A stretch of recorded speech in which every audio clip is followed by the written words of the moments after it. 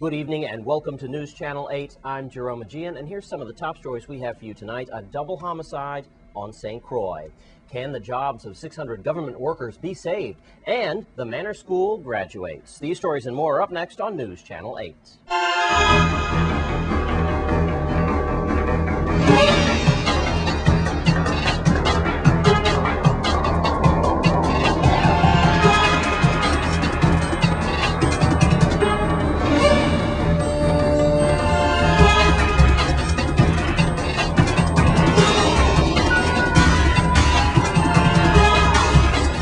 In our top story tonight, a young married couple were ambushed on St. Croix on a beach over the weekend. News Channel 8's Wes Small files this very sad story.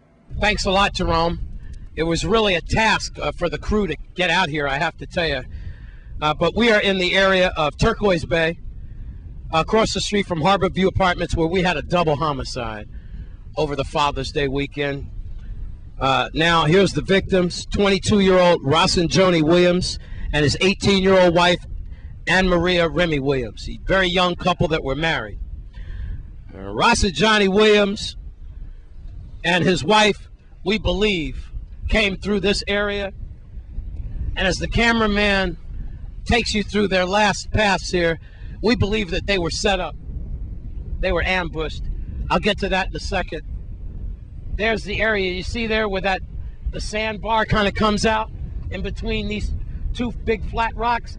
That is where they were found gunned down. Possibly 40 gunshots. Witnesses tell me a shotgun involved.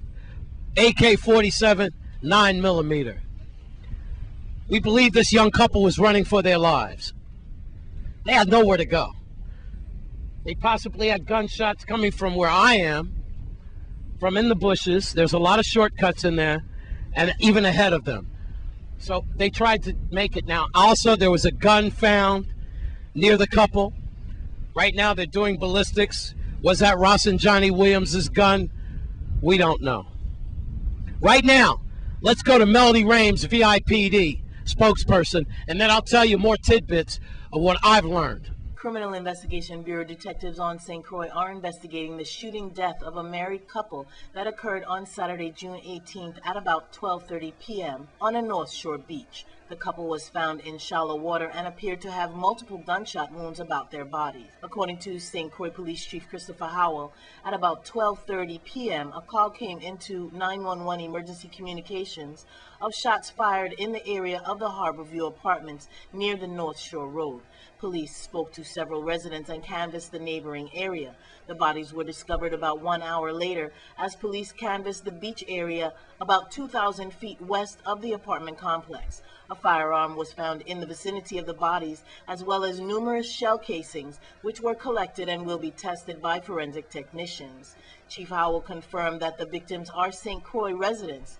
They have been identified as 22-year-old Rossin Joni Williams and his 18-year-old wife, Anne Maria Remy Williams. Chief Howell urged anyone who has any information on this murder to call the Criminal Investigation Bureau at 712-6075, 712-6037, 712-6077, or you can call Crime Stoppers USVI at 1-800-222-TIPS. All right, the reason why I said that Rossin Johnny, unfortunately, is no stranger to the police. Here's my computer printout. You've been watching his picture. 20-year-old arrested for first-degree murder. That because of the killing of Stephen Williams. And that happened, like Melody said, March 16th of 2009. March 16th, when 33-year-old Steve Williams from Scion Farm was gunned down around the Chinese restaurant area of Golden Rock, right? Here's the question, and we'll try to get to the Department of Justice for this. Why was Rossin Johnny Williams free? Was he under house arrest? Did he have a bracelet? Was there a mistrial? Was the trial thrown out? Just 2 years ago, if he's the chief suspect, why was he free? A lot of questions will have to come up why this young couple was slaughtered. And of course, the sad news is, I mean, both cases are sad, but the 18-year-old girl losing her life as well, that just adds to it. So to get you caught up on a horrible Father's Day weekend, at least for emergency responders, 22-year-old Johnny Williams and his young wife found murdered right in that area again where the camera pans to. You see that clearing of the sand jutting out to the beach. A weapon was found near the bodies. Whether it was theirs or not, that is still to be determined. But 2 young people are gone. Turquoise Bay, in the vicinity of Harbor View. I'm Wes Small for News Channel 8. Thanks, Wes, for that report. And perhaps the most asked question, can the jobs of 600 government workers be saved? News Channel 8's Wes Small looks for answers. Thank you very much, Jerome. I'm here with James Howell, who is the American Federation Teachers President. We're going to get right to it. With the 600 layoffs that is proposed by the government, you do remember that the legislature has submitted a proposal on an 8% scale, how that this could be broken down. Now, I'm here with James Howell, and he has his proposal. So here's the teacher's proposal to the right, the legislature's proposal to my left, both based, I believe, on an 8% pay cut so that we could salvage people from getting fired. No one wants people to be fired. James, y'all went into an emergency meeting that you alerted the press to over the weekend on Friday. Now, this is what you've come up with. Explain to the people about how if you make 25 grand, you're only going to be asked to give up so much, and if you make 125 grand, you'll be asked to give up so much. Thank you for spending time to me.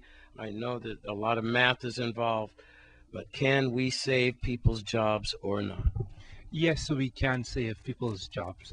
It is whether or not we have the political will, or whether or not individuals who, such as the senators and the governor, is willing to give up salary increases. While we were talking to the Senate President, he said that the senators, there's no law that can make the senators give up their salaries, that they would have to voluntarily give up their salary, that there's no law that can make the governor reduce his salary, that he would have to voluntarily reduce the salary. Please, Mr. Howell, explain the scale breakdown. Well, really, on the legislative breakdown, if you are $25,000, you would be reduced by $2,000. But under our scale, you would use a lower percentage. So an individual who is making $25,000 is still would go down to $1,250. And if you are at a higher salary scale, suppose you were at $110,000, $111,000, you would be at a higher percentage. That means that this would be your scale, $8,000. And under our scale, if you are making $100,000, your give back would be $13,000. So we perceive that the more money you make, the higher your percentage should be under our scale, and you would come up to the same amount. Basically, individuals who make over $100,000 or $70,000, $90,000 are exempt employees. They are generally people who are of a political class, who have been exempt employees, friends of the governor, friends of political friends. Immunity. And we are saying that these individuals should take a higher percentage, because really and truly, the little man can't, if you're working for $25,000 and you're working for $110,000, a cut of $2,000 would be a lot more extreme than if you're working for $100,000 and a cut of $10,000. Have you presented it to them yet? Well, we gave it to the Senate President. He was at our meeting on Friday, and we gave it to him on Friday. So it is up now to the Senate President to take it back to his colleagues. We have also called the senators, and we're trying to get in contact with them. Several of them are refusing to talk to us, and we find that very unusual since they are servants of the people. Certain senators will not talk to the American Federation of Teachers. No, they aren't. And Can you name those senators? Well, I prefer to keep it a little bit. Maybe they'll call back after they hear this. So you'll give them one more chance after tonight? Yes, I will. I will. All right. And really and truly, they must volunteer to give up their money. And we are saying that if you're elected to serve the people, then you should be willing to sacrifice for the people that you're serving. You cannot ask individuals to sacrifice salary, and you yourself, as the governor and as the senators, don't want to sacrifice for the individuals you're supposed to serve. All right, let's recap. It's not a pretty picture, but they're trying. Pretty simply, the government is hemorrhaging. They need a tourniquet or a Band-Aid to stop the bleeding. Government House says 600 people must go. No one wants that. This is what the legislature has proposed. This is what the teachers have proposed. This is just one entity. What's going to happen to the police department, the fire department, human services, down the line. But at least the Federation of Teachers are trying to heal this pretty bad and critical situation. We're at Villa Lorraine. Still, the aftermath of Bloody Wednesday continues, trying to stop 600 government employees from losing their jobs. At Lorraine, at American Federation of Teachers, with James Howell, he's the president. We will be back, sir. Thank you. Thank you. I'm Wes Small for News Channel 8. And when we come back from this break, a message from Innovative Corporation. Stay with us.